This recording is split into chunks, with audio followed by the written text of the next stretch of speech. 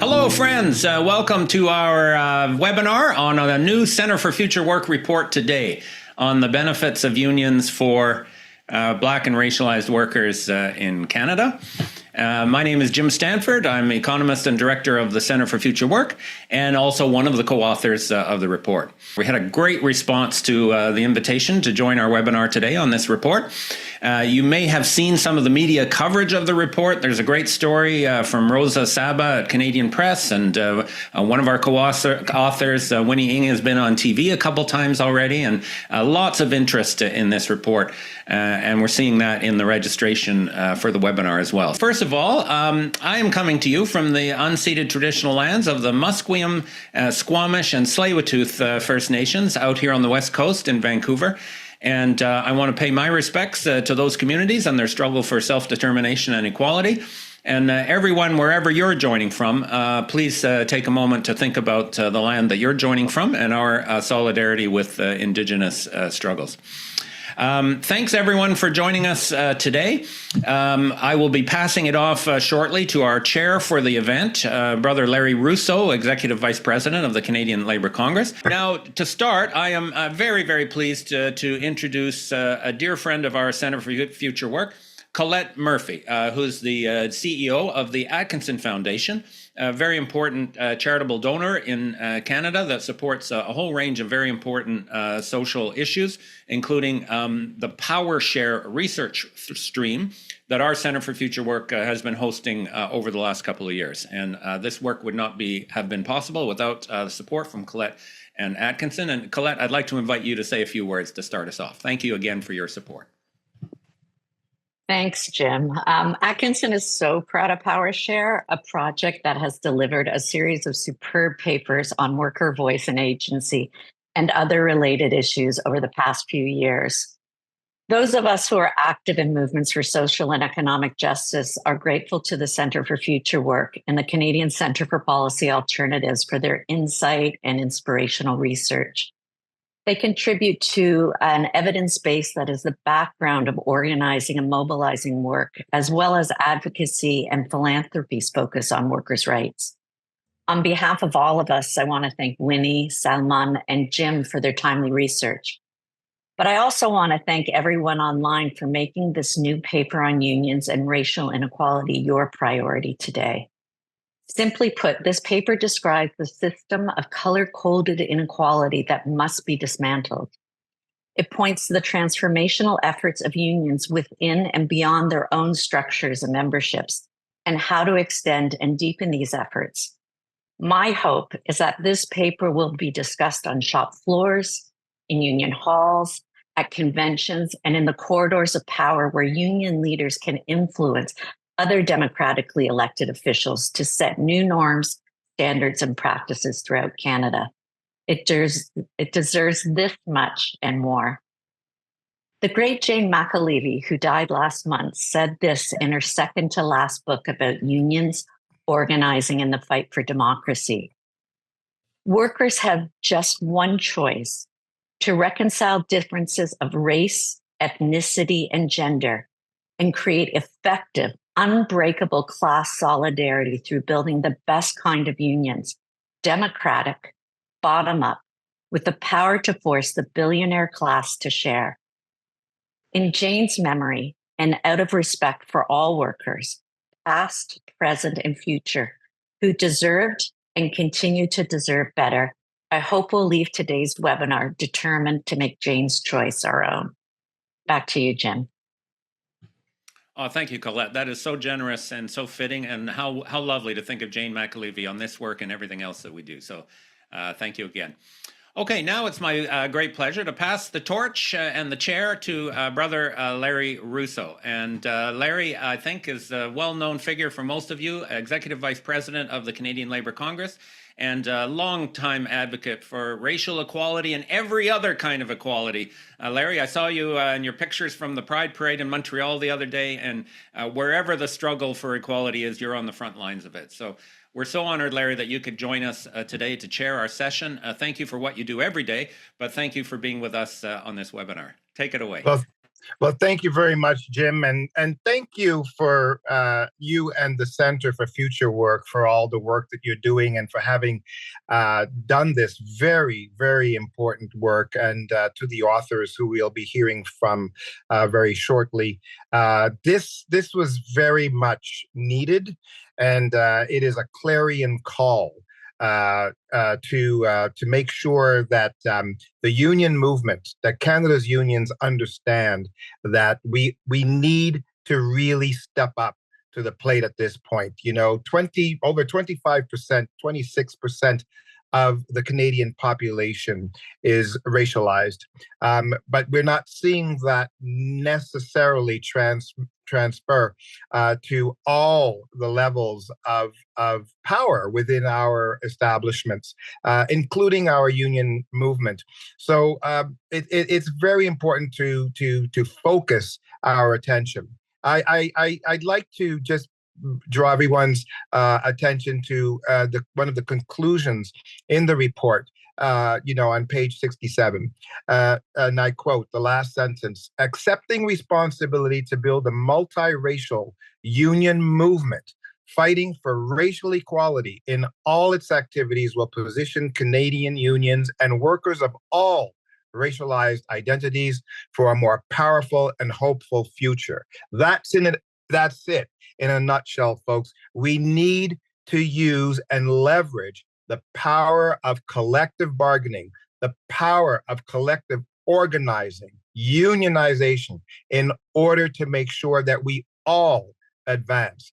We cannot be equal. We will not all be free if one of us is left behind. So, without further ado, let's get right to it. And I'd like to start with our first author of the report, Salman Khan, who is an assistant professor in the Department of Criminology at Toronto Metropolitan University. His research is broadly focused on the racial and gendered dimensions of capitalist production, and that's really getting to the heart of the matter. So, Salman, it's great to have you on this panel. Thank you for agreeing to do this, and you have the floor. Thank you, Larry, and everybody else. I'll just start by saying, in many ways, since the inception of the Industrial Revolution, in conditions specific to the capitalist economic system, the class of workers has always been segmented and differentiated along multiple hierarchies, gradations of power, influence, and privilege. Certain sections of the workforce tend to face harsher degrees of exploitation, not because of anything inherently lesser in degree in their worth as human beings, but because of structural conditions, global political conditions that have put billions of people in positions where they must leave their families, their homes, and their communities in order to search for employment. And that many times is not just meant to support themselves, but whole communities of individuals. And so this hierarchical segmentation and differentiation of workers is not abstract, but is very much informed by existing social categories of race, gender, and status. And so in a rather perverse way, there's an authorization led by the categories of race, gender, or status that justifies society or an economy in instilling harsher degrees of exploitation and relegating to those workers who are marked by certain quantities of melanin to conditions of work which would not generally be acceptable or considered humane. And in the Canadian context, historical and contemporary evidence not only validates this position concerning the organization of production along gradations of race or gender, but of its growing intensification under conditions of neoliberal capitalism. And so structural patterns in wage discrimination, occupational and sectoral segregation along racial and gendered lines, job retention rates and barriers faced by workers of color and racialized immigrants in accessing full-time employment, all of these point to the realities of what has been described as racial capitalism or the color-coded labor market. And the growing deregulation of the labor market, the restructuring of the global economy, And the all-around rise in precarious employment conditions have only worked to intensify these existing inequalities in the Canadian workforce for racialized workers and for all workers. And so, for example, we see how currently Canada's billion-dollar service industry is increasingly relying on vulnerable temporary foreign workers who, because of their precarity of status, experience abuse, neglect, discrimination, and intensified exploitation of work. So, for example, in a recent report, one international student remarked on how, after she raised scheduling complaints at the fast food restaurant where she worked, she was immediately fired. And in another report, a recent racialized immigrant employed through a temp agency shared about how if one raises safety concerns, very basic, such as the need for prior training when operating heavy machinery, or if the lack of safety footwear, they will probably not be called the next day. So for many racialized workers who migrate to Canada with only so much in their pocket, they are hurled into precarious working conditions in which they are trapped. And under conditions of the color-coded labor market, current and historical forms of systemic discrimination in employment mean that racialized workers continue to face barriers to professions and trades that are unionized and that offer greater protections. And instead, they end up disproportionately represented in sectors of the economy that are dominated by contract work or temporary work arrangements with limited job security. And so now, when considering the potential impacts of unions in reducing racial inequality, it is important to locate our analysis within this context of the color-coded labor market. And why is that? Well, if the realities of job segregation and unequal conditions of employment are informed by race and gender and status, these need to be centered by unions if they are to better understand the system that workers are up against, and of what would be required in order to effectively organize with and represent racialized workers, their concerns, and their communities. We can go to the next slide. And so in their fight against racism, unions have advanced several initiatives within their own ranks and in the broader society, but are they doing enough to fight for racial justice? And in other words, given the structural dimensions of racial exploitation, and that is the central way in which racial exploitation organizes production under our current economic system, what are unions doing? And so our review of current initiatives found that across the board, most Canadian labor organizations today forefront a commitment to equity and diversity, and with some organizations, such as the Canadian Federation of Nurses Unions, adopting proactive or actionable positions, such as centering a challenge to inequities in the healthcare sector in their mandate. However, the predominant form of initiative that we found has been an emphasis on raising awareness and on the production of educational materials that are aimed at challenging preconceived racist biases that union members might have. Now, given the potential for unions to lift conditions for workers and challenge exploitative industry practices, the question we're asking is, are these initiatives enough to connect with the needs of both unionized racialized workers and non-unionized workers of color in the struggle against racial injustice? And it's a struggle which very much crosses sectoral and employment lines.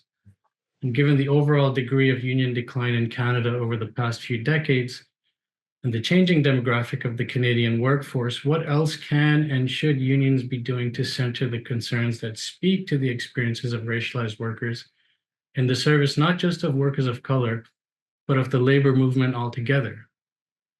Thank you very much, Simon, for that. That is really jam packed, and hopefully we'll be able to get into some of that when we get to the Q&A. We are going to now go to our next speaker. So, and that is Jim. So Jim, everyone knows Jim, Jimbo, we call him, who is an economist. Currently the director of the Center for Future Work. And Jim worked for many years as economist and director of policy for Unifor, and previously for the Canadian Auto Workers. And Jim's perhaps claim to fame is, well, my opinion, but I'm sure many people's opinion as well, is the way Jim is able to take very complicated economic theories and put them into plain language for most of us to understand. And it's really so appreciated what you do, Jim. So over to you, Jim, for your opening statement. Larry, thank you very much. And Salman, thank you for setting the table for what we're up against in this color-coded labor market and why unions are such an important resource and asset in the fight for a more equal labor market. I'm going to talk about the data side of our report. We were able to access brand new data that Statistics Canada has begun to collect since 2021, breaking down their conventional labor market statistics according to a whole catalog of racialized or ethnic categories. And we've used the labor force survey as our main data source. And what we've done is we've accessed this new disaggregation of labor market outcomes according to racial category in order to, first of all, document how bad the racial wage gap is, but also discuss the connection between that wage inequality and the role of unions trying to lift wages and conditions for all workers, including, of course, their racialized members. One important caveat I have to note here, for interesting reasons, Statistics Canada has a different approach to measuring labor market outcomes for Indigenous workers. Indigenous workers are not considered a category in that same disaggregation of the Statistics Canada data. According to racial or ethnic origin, indigeneity is considered a different dimension of inequality, and they do have data on labor market outcomes for different Indigenous and non-Indigenous groups, and we have a companion paper in the works that will discuss those findings. So stand by for part 2, if you like, of this research that will be showing the importance of unions in improving wages and working conditions for Indigenous workers. And then today's report is on the different racialized categories. So in terms of this report, Indigenous people are considered non-racialized or not a visible minority in the parlance of Statistics Canada. And that's why you won't see this their situation in the data itself. The data that we looked at covers all employees, both hourly and salaried. So we're seeing a mixture of hourly and waged and more professional categories. It has 8 categories of racialized workers, including an other category, which has smaller groups where the sample size was not big enough to break it out separately. Both men and women, and we do a gender analysis of it at different points in the analysis, broken down according to 17 different broad industry sectors. We also have data on union coverage. This isn't union membership. Union coverage is a little bit better than union membership because there are some workers who are covered by a union contract but not actually members. And then we do look at average hourly wage. This includes the imputed hourly wage for salaried workers. And this is important to keep in mind because there are some categories of work, especially some of the higher income professional sectors like finance or professional and scientific services, where salaried workers make quite a bit. And that pulls up the average hourly wage for the whole workforce. If we were to do further research on this, I would actually try to break out the experience of hourly workers from salaried workers and see what differences there might be. The first thing we found, obviously, is not a surprise to anyone. There's a very significant racial wage gap in Canada, on average about 10% across the board of racialized workers. On average, the hourly wage is 10%. That's the average wage. Again, if we had looked at the median wage, the gap would be even bigger because with the average, some of those non-union professionals, as I mentioned, pull up the average, but aren't really reflective of the experience of most people. There are differences across different racialized categories, of course, in the intensity of that wage inequality. Filipino and Black workers face the largest wage gaps. Then we tried to correlate that with differences across racialized categories in union representation or union coverage. Again, this is the share of workers who are covered by a union contract. The proportion who are union members is just 1 or 2 percentage points lower than this. And there's a significant gap in union representation. Racialized workers, on average, about 25% union coverage versus 33% for non-racialized workers. So that works out to handy fractions, doesn't it? 1/4 of racialized workers have a union contract versus 1/3 of non-racialized workers. And that is an important difference and absolutely contributes to explaining the size of the union wage gap. And it reflects all kinds of factors, including the structural issues that Salman mentioned at the outset about where racialized workers are able to find and keep employment. We also broke this down according to both race and gender, and there are important differences. Again, not a surprise, but now we've got the hard numbers. It's even worse for racialized women workers because they face the dual challenge of gender inequality and racial inequality. So both the size of the wage gap and the degree of underrepresentation in unions is somewhat higher for racialized women than it is for racialized men. We analyzed this data, and the thing that came away from it, it sounds trite, but is absolutely true, is it's complicated. There are all kinds of things happening behind the scenes that explain that overall racial wage gap, why it is the size that it is, and why union representation varies across different racialized categories.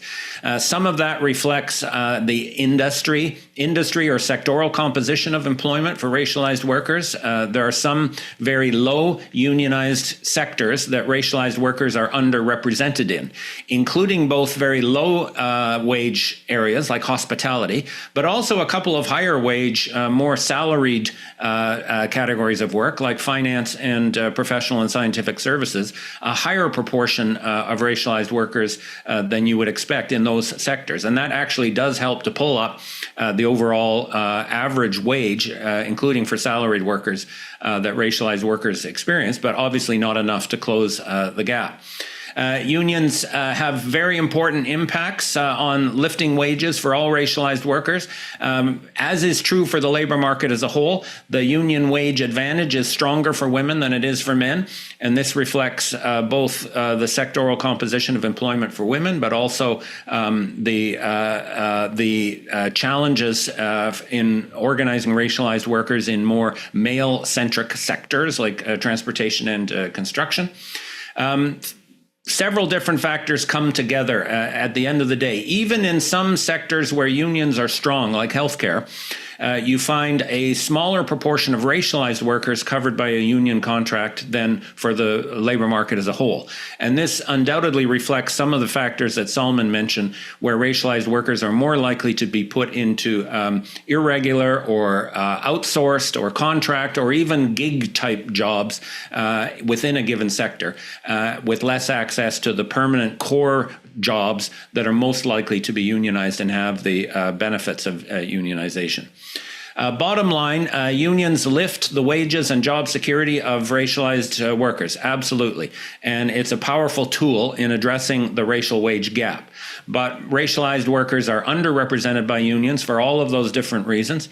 And this is a challenge for everyone. It's a challenge for employers with employment equity. It's a challenge for government to strengthen their labor laws. And it's a challenge for unions so that we can get better and more effective at organizing and representing Black and racialized workers.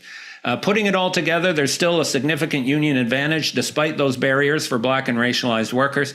Their income is more than $3,000 a year higher, and across the board of the economy, that's putting billions of extra dollars and spending power into the pockets of racialized workers and their families.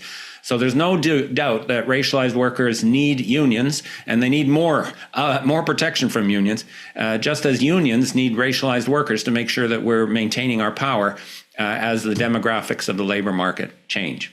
So thank you, and I'll pass it next via Larry to our third co-author. Thank you. Thank you very much, Jim. Again, a lot of information there. So we will now go to our third speaker. So Winnie Ng is a friend, a wonderful labor scholar, union organizer, anti-racism activist, and feminist. Winnie retired from Toronto Metropolitan University as Unifor National Chair in Social Justice and Democracy. but proving once again, you never really quite retire from the movement. You keep on fighting for social justice and equality. Winnie, it's wonderful to have you here. You have the floor. Thank you. Thank you. Thank you, Larry, for the introductions. Hi, comrades. Just as following what Jim and Saman have laid out in terms of what I was responsible for, what's more on the qualitative data. I had the privilege of interviewing 15 longtime racialized union activists, and through a semi-structured interviews, and they reflected very generously on their own experiences, both opportunities and barriers, and that recommended their suggestions, that really come from the heart. The other piece that it's included, part of it, this is also trying to get our labor movement to be more reflective, to do some soul searching on, if Black and racialized workers are underrepresented, what can we do differently? And how can we break from the same old mode of organizing and do something much more inclusive in bringing union advantage to all workers? So what we have also done is cataloging, compiling some of the best practice, and some actually sort of maybe best hidden secrets within the labor movement. The practice, promising best practice from both public sectors unions such as CUPW, QP, PSAC, as well as private sectors unions, including steelworkers, SEIU, and Unifor, and so on and so forth. So these are just as ways of engaging in the conversations, what's out there, and how can we improve on it. So from the interviews, I think all the key informants share both their hopes and their frustrations. The hopes in terms of the union advantage is that it's, in a sense, unionized workplace is a venue for the location for justice work, to regain our own dignity as workers and respect.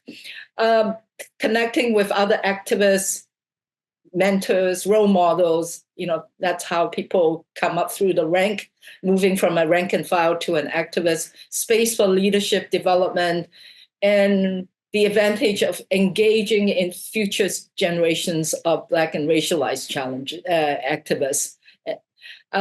However, the informants were also very candid in terms of laying out their challenges. We hear from participants who talk about working doubly hard, twice or triply hard, 3 times hard, and still not being seen, not being seen as deserving or quote unquote white enough. That within workplace like anywhere else, the divide and rule tactics used by management, to the point that's also the internalized racism, and that appears usually when it comes to potential rating and other competitions where workers start blaming each other for the divisions. And then we hear from leaders, elected leaders and activists, running out of patience, running out of emotional bandwidth in dealing with the systemic racism within.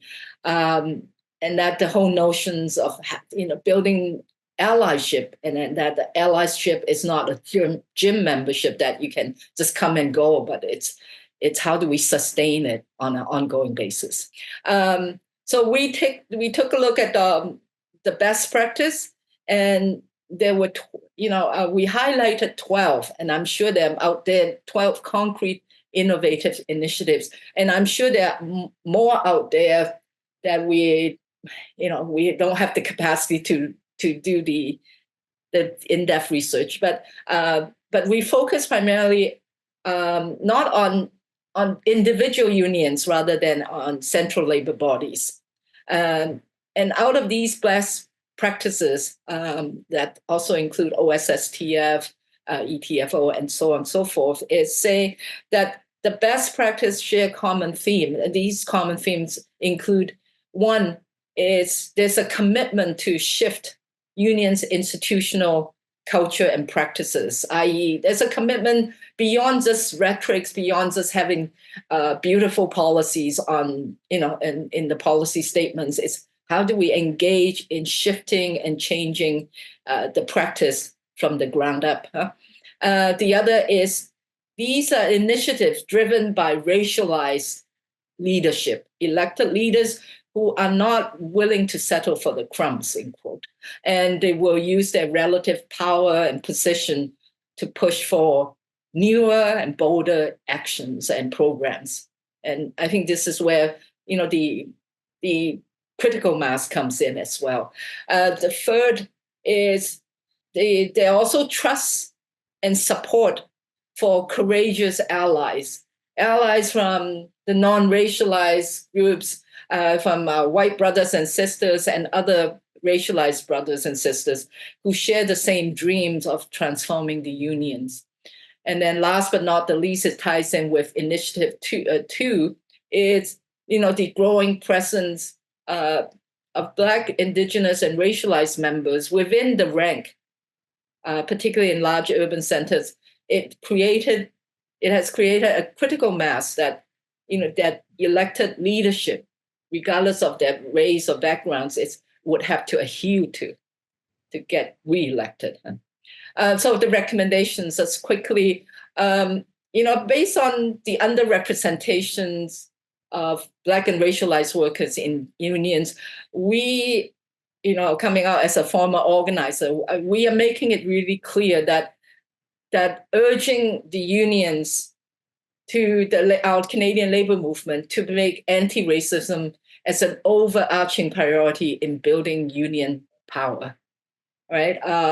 And that, to me, it's, let more workers experience the power of organizing and collective bargaining, and the actions changing from I to we has been a very powerful goal in all the work that labor movement does.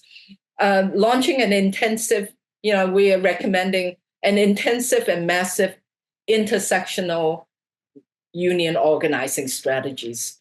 The fact that racialized women are paid even lower in terms of gender gaps, it's recognizing race, gender, class, and other isms all tie in, interlocking, and how do we as unions engage in all reaching out to the diverse communities in ways that are much more meaningful, beyond tokenism, beyond rhetorics, and supporting organizing with this type of organizing with a very critical perspective of intersectional anti-racism union education programs. It's how do we engage all workers, white and Black and non-racialized racialized in good conversation, honest conversations on how, the racial justice and economic justice and social justice are intertwined. And I think one of the key points that coming out from the interviews is the emotional toll that elected racialized leaders carry within the movement. And how can we provide the support so these are not one-off, that racialized leaders come on revolving door, but that they would be able to stay and remain healthy in all sense of the word and be with us for a long time to come. And and I think the other piece, which might be challenging, our recommendation is setting term limits for members of the standing committees.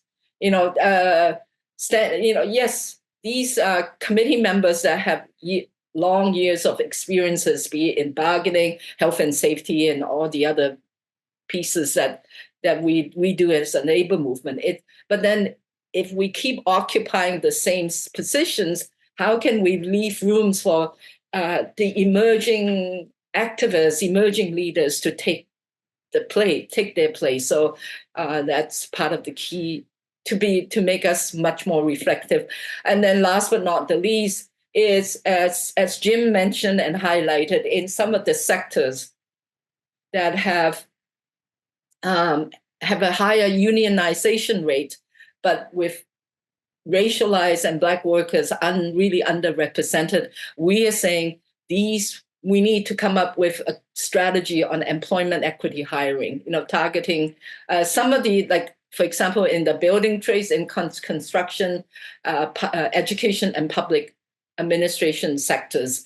In constructions, we acknowledge there's some initiatives through CPTN. Some of the initiatives are coming in, but that needs to be more. And last but not the least, I think the conclusion is saying racial justice and economic justice for workers are inseparable. And racism, in that sense, racism and white supremacy has always been used to undermine the unity and power of labor.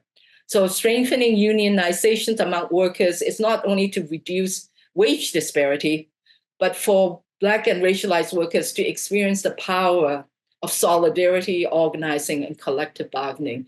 And I think we as the labor movement also needs to reach out to newcomers, to Black and racialized folks, because that's the only way to maintain the future viability of our movement.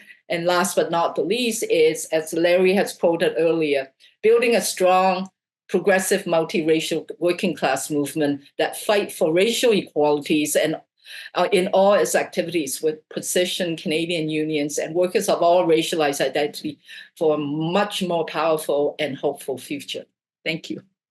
And I guess my sense is also, lastly, is, a word to the labor movement is be bold, be creative, and be there for all workers.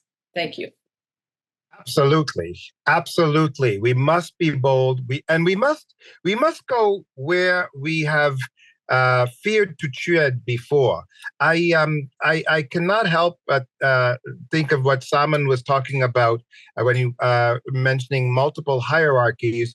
And when I hear the term color coding, I can't help but think about our colonialist structures that are still with us, the colonialist barriers, the systemic barriers that are still with us. And yes, unions are still part of our colonialist past. And how do we boldly try to expand that, widen it up, open it up to be more inclusive? Jim, I was very happy to see that the Statistics Canada is really going forward with disaggregation of data for racialized communities. You have to start somewhere, but it's good to start seeing the big thing. 25% of racialized workers are unionized. 33% of non-racialized workers are unionized. There's the gap. I mean, we want much more to be organized, of course. I'd like to see 50% of all workers organized. But when we're talking about 1/4, that's really great that you brought that up. And I encourage everyone to read this report. There's so much in there, and we cannot do it justice in the short time that we have. I'd like to go to the questions, actually, and just see if there are any questions. I see there may be a couple in the I'm going to go to an anonymous question. So it's asking for Jim to speak a bit to the union representation by racialized category, which I was just mentioning. Okay. I think I've seen this described as a bifurcated labor market, Galabouji and Block, where racialization of salaried workers versus hourly workers is observed. Is that a fair and accurate takeaway? Yes, the inequities abound, but perhaps union coverage isn't the primary constraint for, say, Black workers. Anyway, Jim, if you'd like to take that, and if anyone else wants to jump in on that. Okay. Thank you, Larry. And to the questioner, that's a very thoughtful question. And as I mentioned, there's so many things happening that add up to that bottom line racial wage gap and the racial unionization gap. that we have highlighted on, and some of it happens in unexpected ways. So, for example, if you look at union coverage by racial category, one surprising fact that I found for Black workers, the unionization is actually a little bit higher than it is for the non-racialized workers and for the labor market as a whole. And this reflects, again, the occupational makeup of Black employment in Canada. A lot of Black people working in the healthcare sector, for example, where even though their unionization rate may be lower than for non-racialized workers in healthcare, it's still a highly unionized sector, and that actually helps to pull up the average Black unionization rate. At the other extreme, you've got South Asian workers who have the lowest union representation of any of the racial and ethnic categories. And again, this partly reflects the occupational makeup of South Asian employment and the fact that even when they are in a sector with relatively strong unions, like transportation, for example, they're the least likely to be covered by a union contract. So many different things happening. The core point of the question is absolutely right, that unionization is not the only factor at work here. And we do see, for example, in the finance sector and scientific and professional services, a significant proportion of racialized employment there, some of whom make really, really high salaries. And that absolutely pulls up the average imputed hourly wage for racialized workers in general. So we have to take that into account. In future research, I think I'm going to want to disaggregate this between hourly and salaried workers and then do an even deeper dive at the nuanced correlations between racialized category, gender, sectoral employment, and occupation. All of those are playing a role here. Absolutely. And I just wanted to mention, we have another question, and I thought that this would come up regarding the term limits that Winnie was speaking to. And it's, can we speak to the process to term limits when the decision-making structures require the same people occupying these positions to vote for a different model that include term limits and a proportional representation? I just want to make a quick comment on committees. As you know, we have our equity committees. Unfortunately, our equity committees are woefully unresourced. We don't see the same amount of attention and resourcing being given to the human rights or to the equity committees. And there are many reasons for that, some of which are systemic. Those systemic barriers. We see resolutions coming to various conventions and various affiliates wanting to expand the number of people who are from equity-seeking groups on national boards. And those resolutions usually go down in defeat and take many cycles before they finally succeed. So, it's a much wider question, but I think that term limits is a solution. I will retire in 2 years because I find that even though I can probably be reelected in my position, we need to make space. And as equity-seeking folks and in leadership positions, we need to make space for more of us. So that's important, but we also need to widen our structures.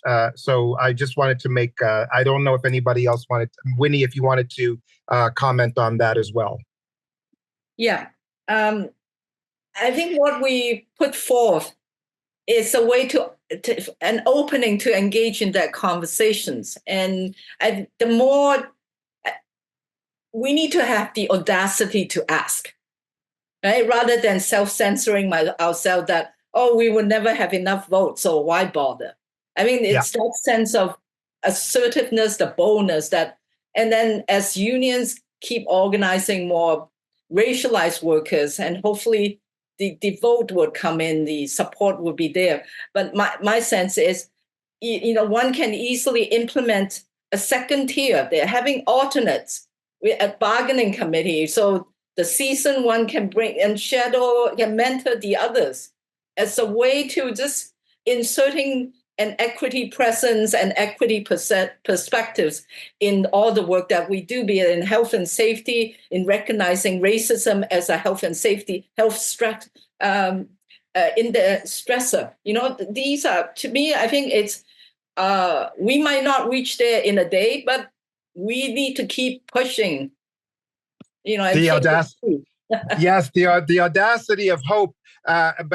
You're absolutely right that we have to be more audacious and we have to think outside the box. I think of the Black class action suit. And when Nicholas Thompson came to me, in the very early beginnings and talked to me about it, and I immediately, talked to him about the systemic barrier to having a class action suit for workers who are covered by collective agreements. But, he had to push that aside and say it's not working. So when things are not working, we have to have the audacity to say it's not working for us, and here how it's not working for us. And we need to make sure that the power structures at the highest levels understand that. So when the union movement is looking at widening, expanding, breaking open these barriers, we have to make sure, as you said, Winnie, if, for example, the collective bargaining committee, if it's always the same old, and it looks very white, well, then we have to say no. If we've got 1/4 of our members, if we've got 1/3 of our members who are racialized, well, then the bargaining team has to reflect what the membership looks like. The leadership of the union, we've been saying this for so long, leadership of the unions have to look like the membership that they represent. So we have to be audacious. We have to open it up, and that's how we do this. And my final point, because there is a comment from Marie. Black workers have been saying that it isn't working for them for decades. However, no one was listening. Absolutely, and that is true. However, the only way you're going to be listened to is by having a very loud voice, and you have to work with allies. If I came to this position only speaking about my identities as Black and gay, I know that I would not be in this position today. I know that I would not have been the regional executive vice president for the PSAC. You have to reach out for the votes, for the people who are going to come over to your side and help you move that baton past, the finish line. And it's difficult, but that's the only way we're going to do it, is by working together. Anybody else have any comments on that? Simon, I haven't heard from you. What do you think? Uh-oh. Yeah, sorry, I was muted. Are you there? Okay, yeah. Go ahead.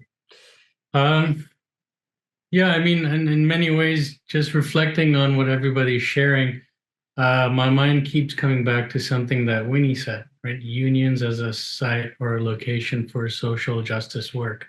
And I think re-envisioning what the role of a union is, what its potential is, really lies at the heart of all of this, whether it's in terms of centering racial justice, connecting with workers in other sectors. It's an opportunity where you have literally a union or a group of individuals that have come together, that have some leverage, and that can help stand up for workers' rights beyond their own union, beyond their own sector, beyond their own workshop, not just simply out of solidarity, but, and not to put it in just a very utilitarian way, but because it's in all workers' interests. So when we talk about precarious workers in other sectors and that bringing down of conditions of work, that is going to catch up to all workers eventually. And these practices are challenging these practices, these forms of exploitation, the growing degree and form of precarious work, the use of temp agencies. These are issues that should be at the center, especially for in a labor movement that is in steady decline over the last few decades. Yes, thank you for that. I want to go on to a question that is in the Q&A, and it's regarding temporary foreign workers. This morning, we saw reports on the media that the United Nations rapporteur came to Canada last year at this time and did some studying of our system here, and actually came out and said that we are talking about a modernized form of slavery. So temporary foreign workers, we've got like a double class here. We have temporary foreign workers who are professionals that we're bringing in from other countries, et cetera, and they're working in high tech and professional jobs. But the vast majority of our temporary foreign workers are folks who are working in the backbreaking, low wage sectors where they're having difficulty getting people in, and the policies that we have are also are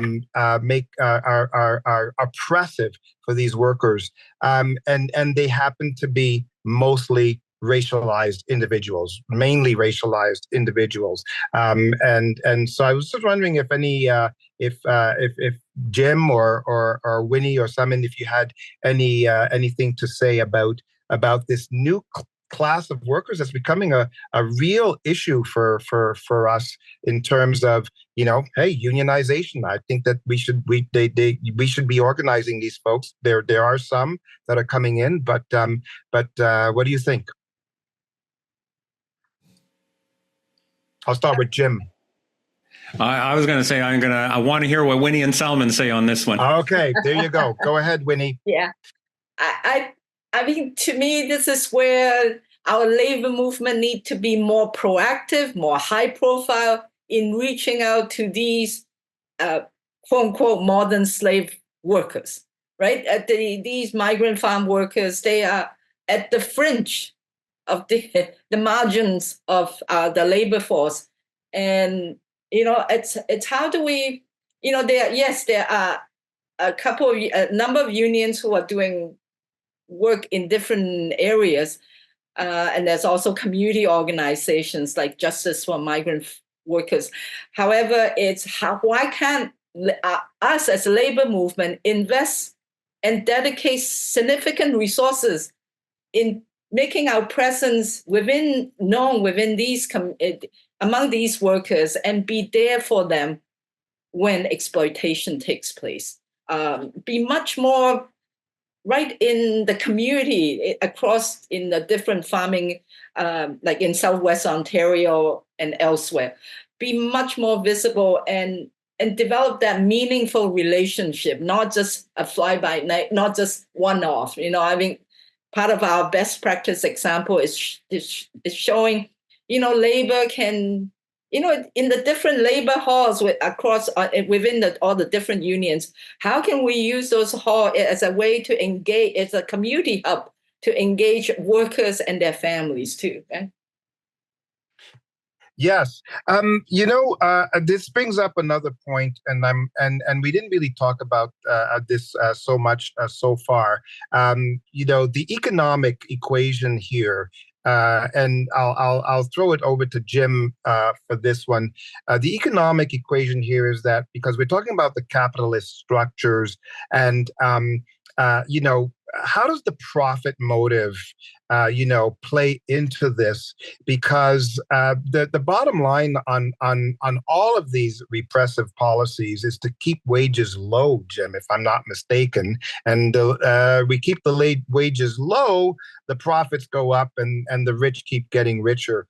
And somehow, because this message doesn't really get across well enough, workers, when we go to the polls and we vote, we tend to vote against our own best interests because we're being divided amongst ourselves, as the report points out. And I was wondering if you just wanted to speak to that in terms of political action. Larry, you've just nailed the core economics of the whole thing. So when you do retire from your labor movement leadership position, why don't you take up economics? You would make a fine economist, because you're absolutely right.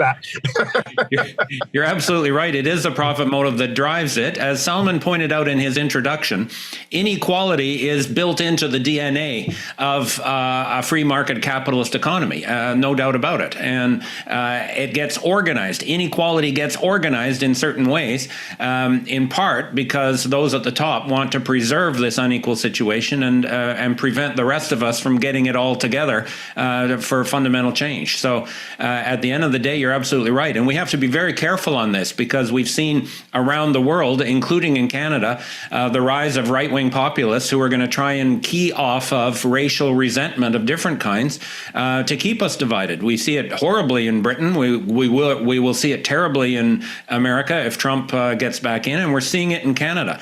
Even the debate on temporary foreign workers that you just mentioned, Larry, can go in a terrible direction if Canadians start blaming those underpaid, exploited migrant workers for their insecurity instead of blaming the employers who are taking advantage of a distorted system of migrant labor to fatten their own profits. So this is where I think understanding how racism in the labor market fits into the overall problem of class inequality and the concentrated power of the rich is going to be very, very important so that we all stay together as workers for that labor market that we're fighting for that's equal for everyone. Absolutely, and we do have unions. We do have affiliates out there who are looking at temporary foreign workers. We do have folks who are looking at just temp jobs, in the health sector, all of these areas where we really have a lot of work to do to make sure that people keep voting for parties that want to keep good social programs in place. I did have a question that I just wanted to speak to very quickly, and it says, what can all unions do to concretely support organizing in so-called hard to organize sectors, which we know have higher racialized, gendered, and other marginalized groups? My number one message to all affiliates, all unions that want to, and there are some that are heading, right down this line, is that if you're going to go, and I'm just going to take one community, just like boom, out of the top of my head, if you're going to try and organize Somali workers, in various towns who are in, food processing, et cetera, you've got to hire organizers who look like and who speak the language of our new Canadians who are here. And because those are the ones who we need to organize, they sorely need that. So the number one thing that we have to do is make sure that our organizers are looking like the folks who we're trying to convince to sign a union card, basically. So you know what? I can't believe that it's already 2:29. Oh, did anybody wanted to add something? Yes, go ahead, Winnie. Mm-hmm. I think that, in our report, we talk about unions need to re-examine how they spend their resources, financial resources. Let's dedicate more resources in organizing and not to refuse smaller workplace. We know that there are unions who would say if workplace under 100 people, they won't touch it. And most of the workplaces in hard to organize sectors are much smaller, and then with a large turnover of workers. We need to, from the labor movement, we need to come up with more creative strategies and do things differently rather than the same old way of organizing. Thank you for that, Winnie. On that, Jim, I'm going to turn it back to you, and basically say that we're out of time. I can only say a great big thank you to Simon, to Winnie, and to you, Jim, for having joined this. And I'm going to ask Colette to come back on and quickly just close it out for today. And I think what this means is that we're going to have to do this again. I get the honor of closing this out. Well, I think I really appreciate that. I think this is the start of a conversation, not the closing of a conversation. I heard a clarion call from such a rich piece of data and research, but also from the extraordinarily engaged audience. I'm sorry we didn't get to see all of your beautiful faces and be in a room together, but again, my hope is that you will take this out. You'll take this back to your organizations, to your communities, union and non-union workers, and with broader allies in this work, because I think the future of income, wealth, and democratic inequality is hanging in the balance right now for us in many ways. And the work that the leadership of the union movement can do is fundamental, it's foundational to the health of well-being of Canada. So I look forward to how this moves. And again, an enormous thank you to Salman, Winnie, Jim, and to you for hosting us today, and for the work that you all do every day. Thank you all. Thank you.